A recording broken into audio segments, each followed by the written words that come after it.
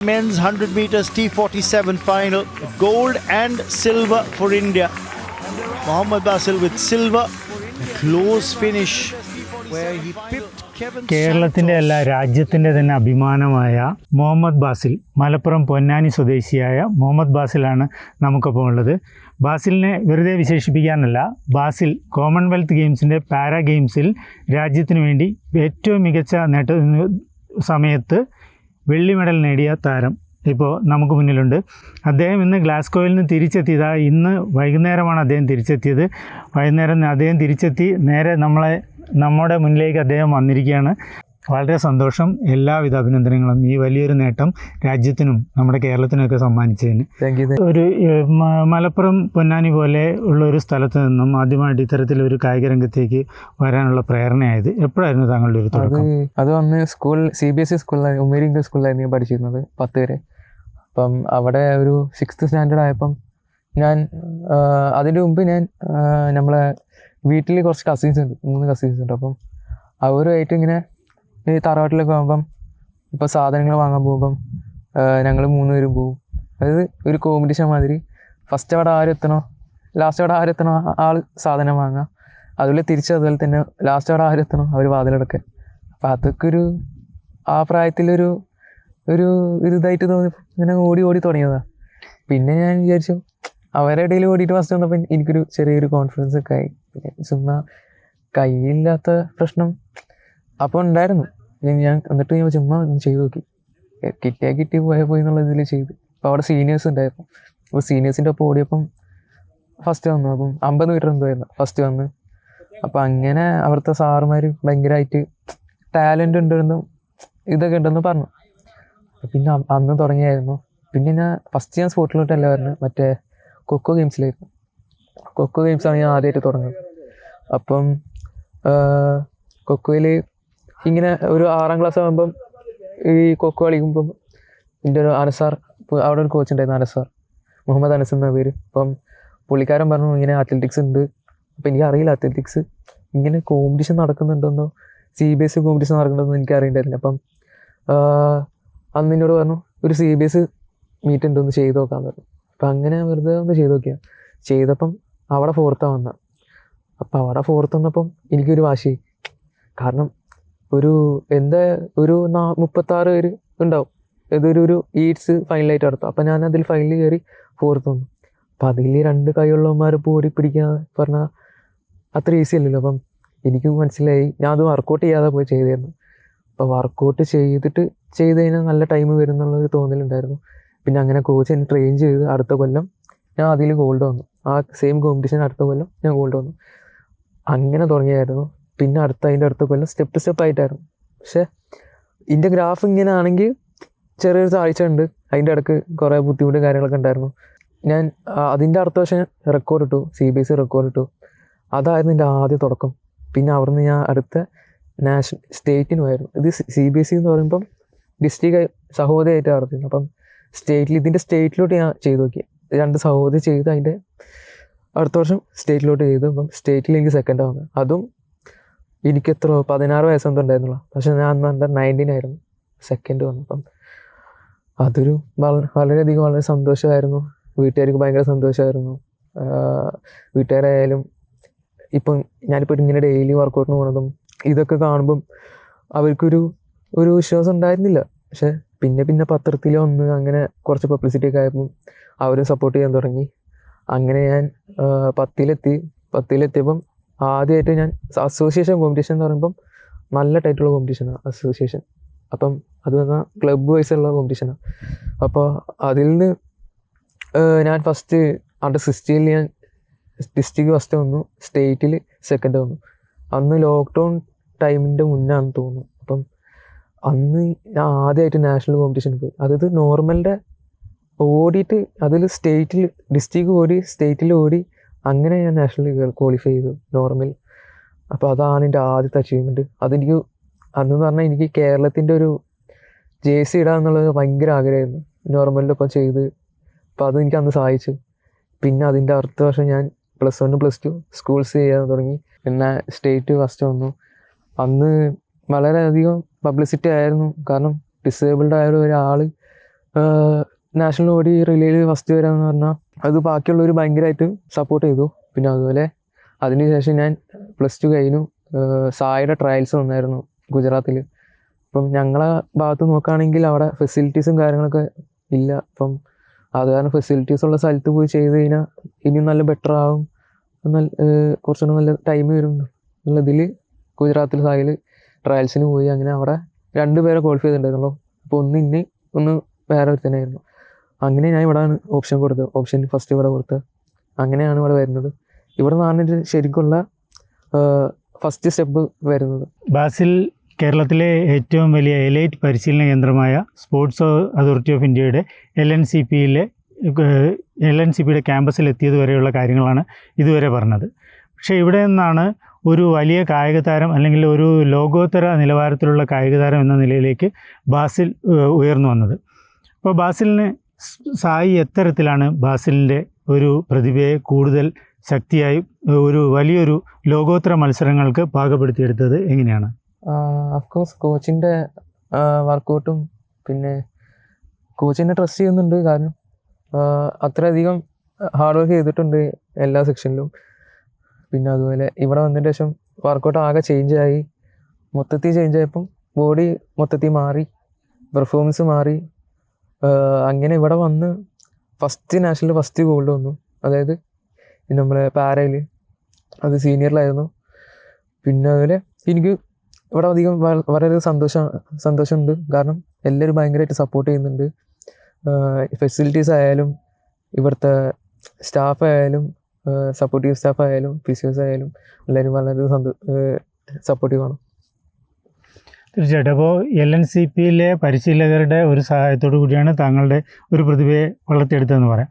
അപ്പോൾ അത് കഴിഞ്ഞ് ഈ അന്താരാഷ്ട്ര മത്സരങ്ങളിലേക്കുള്ള ഒരു തയ്യാറെടുപ്പ് ഏത് രീതിയിലായിരുന്നു? ഞാൻ ലാസ്റ്റ് വർഷം ഓടിയത് 10.9.8 ആയിരുന്നു.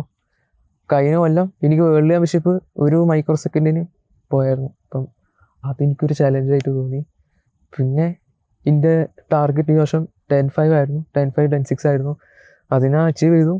പക്ഷേ ഇത് ഇനിയും താത്താൻ പറ്റിയ എനിക്ക് പ്രതീക്ഷയുണ്ട്. അപ്പം ആ ഒരു പ്രതീക്ഷ ചെയ്ത് ഇതുവരെ എത്തി. ഇപ്പോൾ മുഹമ്മദ് ബാസിൽ എന്ന താരം പലർക്കും അറിയപ്പെടാത്ത അല്ലെങ്കിൽ അധികം ആരും ശ്രദ്ധിക്കപ്പെടാത്ത ഒരു താരമായിരുന്നു. പക്ഷേ കോമൺവെൽത്തിലെ ഒരു വെള്ളി മെഡൽ നേട്ടം കേരളത്തിനല്ല രാജ്യത്തിന്, ലോകത്തിന് മുന്നിൽ നമ്മുടെ രാജ്യത്തിന് അഭിമാനത്തോടെ ഉയർത്തി നിർത്താവുന്ന ഒരു കായിക താരമായിട്ട് നിങ്ങൾ മാറിയിരിക്കുകയാണ്. അപ്പോൾ ഗ്ലാസ്ഗോയിൽ, നമ്മുടെ സ്കോട്ട്ലാൻഡിലെ ഗ്ലാസ്ഗോയിലായിരുന്നു കോമൺവെൽത്ത് ഗെയിംസ് മത്സരം. തികച്ചും നമ്മുടെ ഒരു സാഹചര്യത്തിൽ നിന്നും തികച്ചും വ്യത്യസ്തമായ ഒരു സാഹചര്യത്തിലാണ് മത്സരിക്കേണ്ടി വന്നത്. പുതിയ മത്സരാർത്ഥികളോട്, ഒട്ടും പരിചിതരല്ലാത്ത എതിരാളികളോടാണ് മത്സരിക്കേണ്ടി വന്നത്.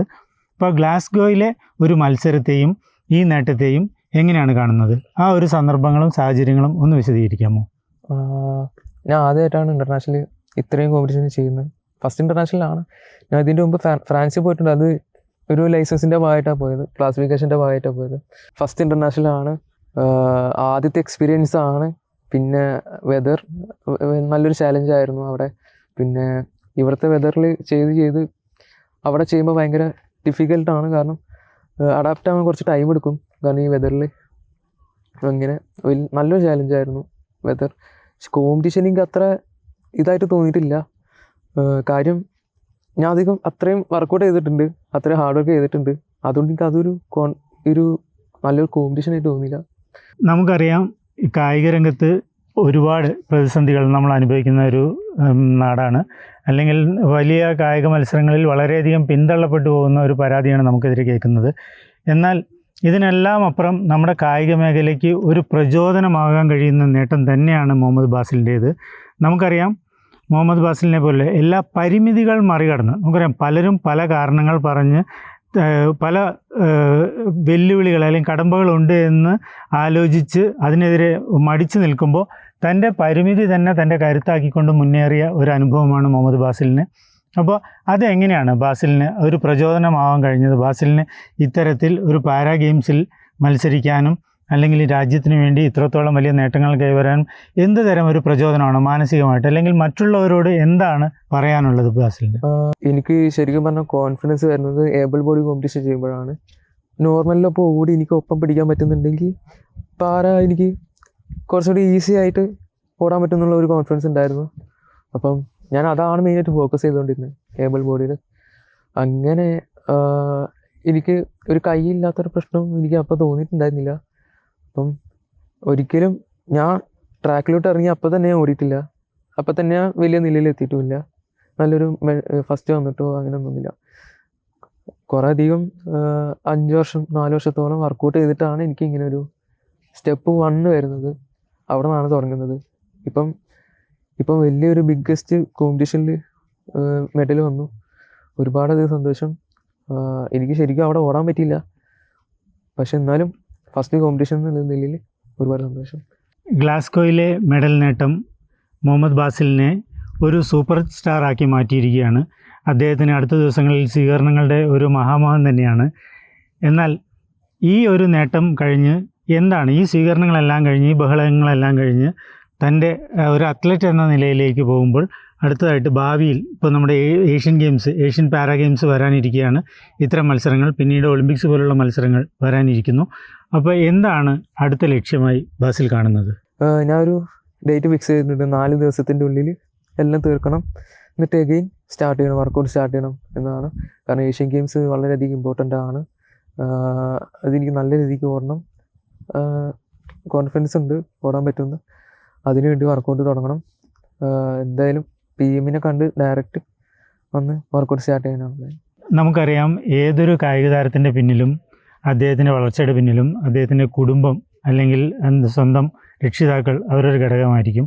അപ്പോൾ ബാസിലിനോട് തന്നെ നമുക്ക് ചോദിച്ചു ബാസിലിൻ്റെ വീട്ടുകാരെക്കുറിച്ചും കൂടെ നമുക്കൊന്ന് അറിയാം. എൻ്റെ ഉപ്പാൻ്റെ പേര് സിറാജുദ്ദീൻ എന്നാണ്. ഉമ്മാൻ്റെ പേര് സീനത്ത്. ഒരു ചേട്ടനുണ്ട്, ഒരു അനിയനുണ്ട്. ചേട്ടൻ്റെ പേര് സെൽസിബിൽ, അനിയൻ്റെ പേര് ഷാമിൽ. ഞാൻ മിഡിലാണ്. അപ്പം ചേട്ടൻ വർക്ക് ചെയ്യാണ്, ചെന്നൈയിൽ വർക്ക് ചെയ്യാണ്, അനിയൻ പഠിക്കുവാണ്. അച്ഛനിപ്പം ആദ്യം റിട്ടയർഡായിരുന്നു, ഇപ്പം സൗദി അറേബ്യയിൽ നിന്ന് റിട്ടയർ ആയതാണ്. ഇപ്പം നിലവിലിപ്പം നോക്കിക്കൊണ്ടിരിക്കുന്നു. അതാണ് എൻ്റെ ഫാമിലി. ഇപ്പോൾ പാരാലിമ്പിക്സ് അല്ലെങ്കിൽ പാരാ അത്ലറ്റുകളുടെ വിവിധ മത്സരങ്ങൾ പല ഘട്ടങ്ങളിൽ നമ്മളിപ്പോൾ സ്റ്റേറ്റിലായാലും നാഷണലായാലും ഇൻ്റർനാഷണൽ ലെവലിലായാലും ഒളിമ്പിക്സിനൊപ്പം തന്നെ ഇപ്പോൾ പരിഗണന കിട്ടുന്നുണ്ട് പാരാലിമ്പിക്സിനും നമുക്ക് പറയാം.